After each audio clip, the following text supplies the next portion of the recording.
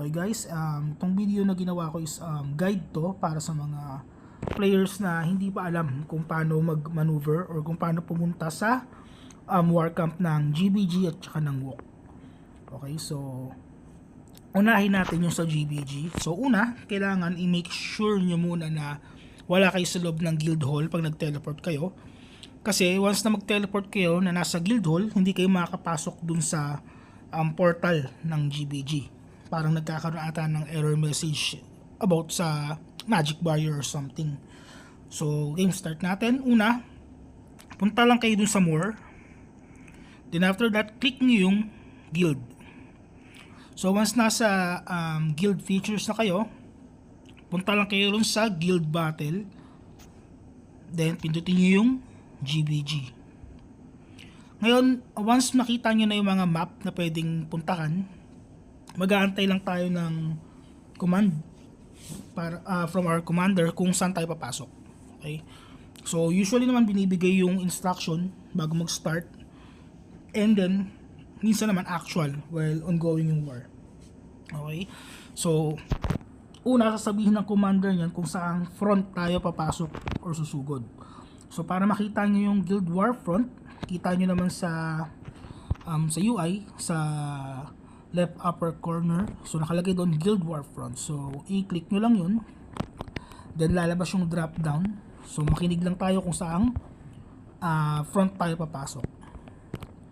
Then after that, once na napili na natin yung front na need puntahan, sunod naman na ibibigay nilang command is kung saan tayo susugod. Depende na lang kung big, medium, or small. Then either Valkyrie, either Britonia, either Greenwood, Lake, or Luina. So kunwari, in-instruct sa atin na sumugod sa Valkyrie Big.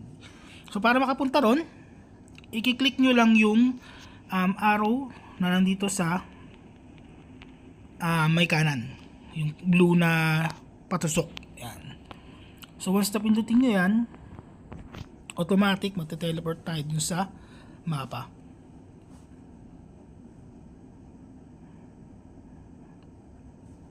Okay.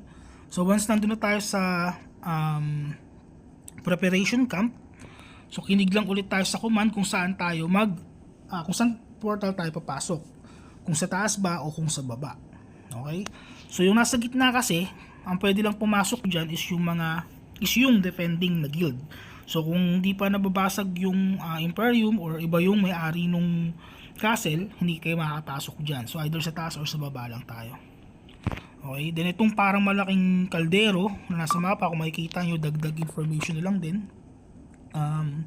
Pwede tayong kumuha ng buff dyan. So yan, luto lang, bigay yung mga materials na kailangan, then after that pwede nyo nang i-click yung it. Okay, so next naman ang ituturo ko sa inyo is paano pumunta sa War of Crystal.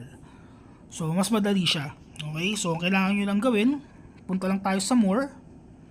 Then after that, pindutin ulit natin yung guild. Ngayon, once nasa feature na tayo ng guild, hanapin nyo lang yung tawag na to, yung final guild battle. Yan. So pag nasa final guild battle na, pindutin nyo lang yung check. Then pindutin nyo yung teleport. Okay, so makakapasok lang tayo dito every Sunday. And kung meron tayong na-own na castle. Then after that, makakapasok tayo sa loob ng map ng WOC kapag patak ng 8:57. So mga bagay lang na need nating tandaan. Una, dapat mag food buff na kayo ng mga nilutong pagkain bago pumasok sa mapa ng WOC, kasi as far as I know, hindi na kayo makakain sa loob pag pumasok kayo. Okay, so yun lang. Thanks.